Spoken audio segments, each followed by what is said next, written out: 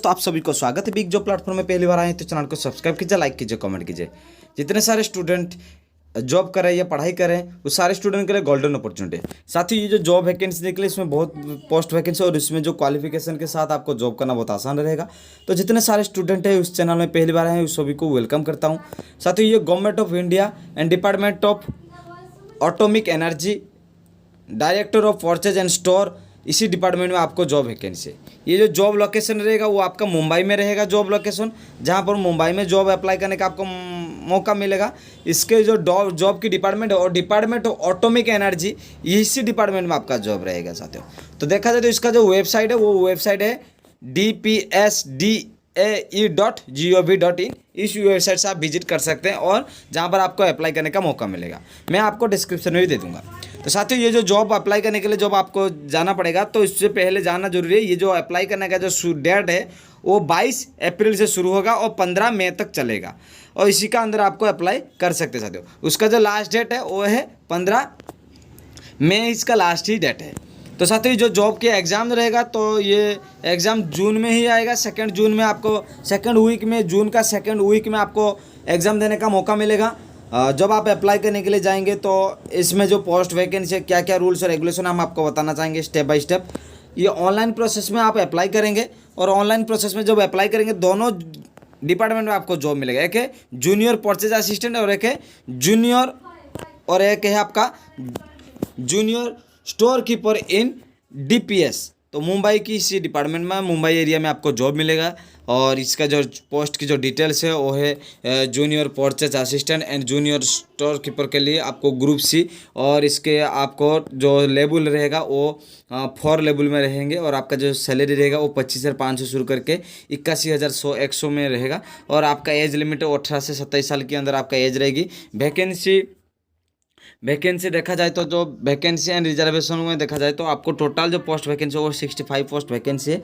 और जो 65 number of vacancy के देखा जाए तो एससी के लिए 23, एसटी के लिए 0, ओबीसी के लिए 8, ईडब्ल्यूएस के लिए 22 और अनरिजर्व स्टूडेंट के लिए 12 पोस्ट वैकेंसी है साथियों। तो इसी तरह तो आज जो आप अप्लाई करेंगे तो हैंडीकैप बहुत सारे स्टूडेंट रहते हैं जिनके लिए आपको अप्लाई करने का मौका मिलता है।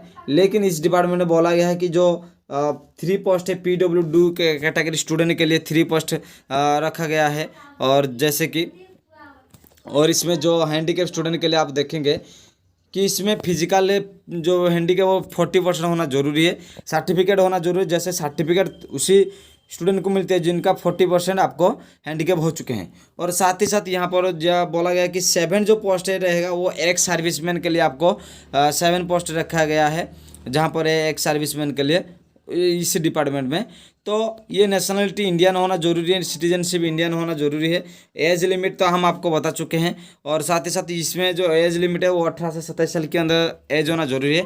लेकिन कुछ एज की रिलैक्सेशन रखा गया है।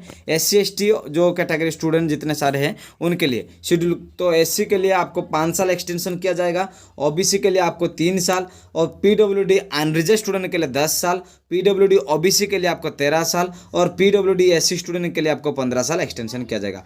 एक सर्विसमैन के लिए जो है उनके लिए आपको 3 साल एक्सटेंशन किया जाएगा, मिलिट्री हो या कोई भी डिपार्टमेंट से जो रिटायर हो चुके हैं। और defence personnel as the disable in operation the during the hospitality, तो इनके लिए आपको 3 साल रखा गया है। और डिफेंस जैसे हैंडीकैप डिपार्टमेंट में SC कैटेगरी स्टूडेंट के लिए आपको 8 साल रखा गया है।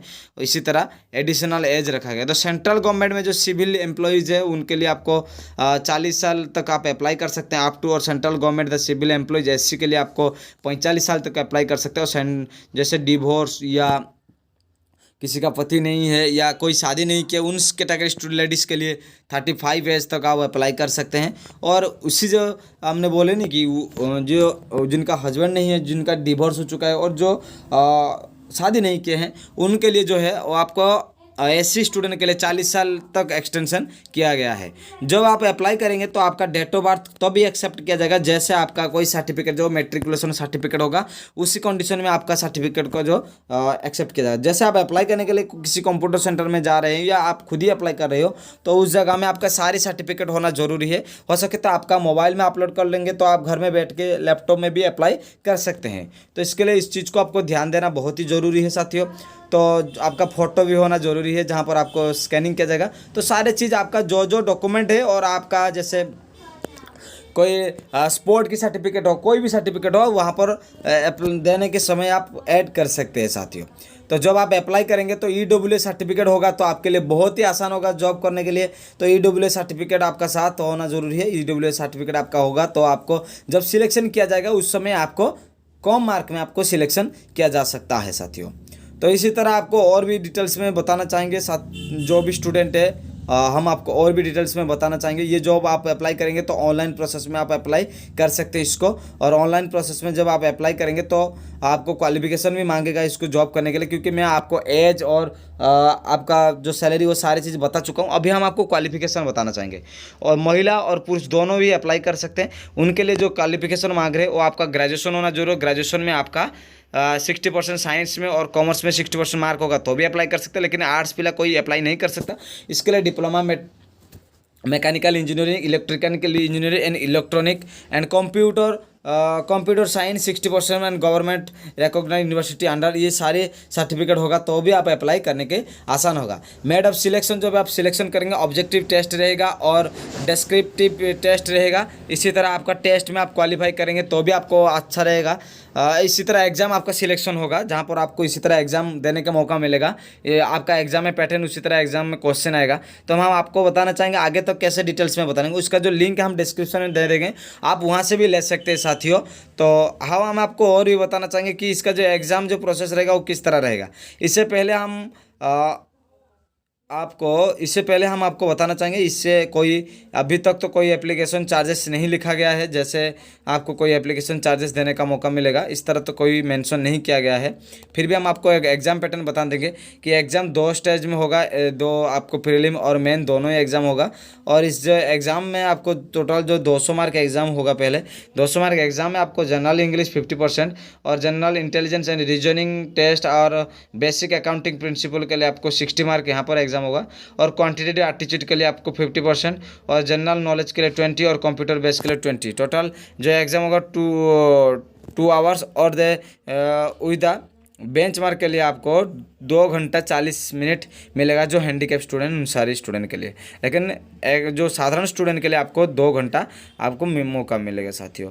तो रिटन एग्जामिनेशन जो डिस्क्रिप्टिव टाइप जो रहेगा उसमें आपको सेकंड लेवल में जब एग्ज़ाम होगा, सेकंड लेवल में आपको 100 मार्क एग्ज़ाम होगा।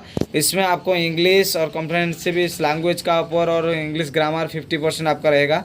और डिस्क्रिप्टिव टेस्ट कॉम्प्रिहेंसिव ऐसे और नोटिंग एंड ड्राफ्टिंग 50%, इसी तरह आपका एग्ज़ाम रहेगी साथियों।